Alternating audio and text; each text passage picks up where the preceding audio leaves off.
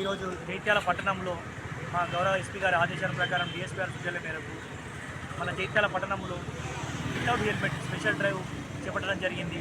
అందులో భాగంగా సుమారు ఒక 60 మందికి ఫైన్లు వేయడం జరిగింది హెల్మెట్ లేకుండా ఉండడం వల్ల. అందులో మరియు ఇంకా చాలామంది అంటే 50 మంది వరకు ఈరోజే హెల్మెట్ డ్రైవ్ను పరిగణలోకి తీసుకొని వాళ్ళు కూడా బాధ్యతగా హెల్మెట్ను 50 మంది వరకు హెల్మెట్ కొనుక్కొని ఈరోజు నుంచి హెల్మెట్ను వాడుతున్నారు.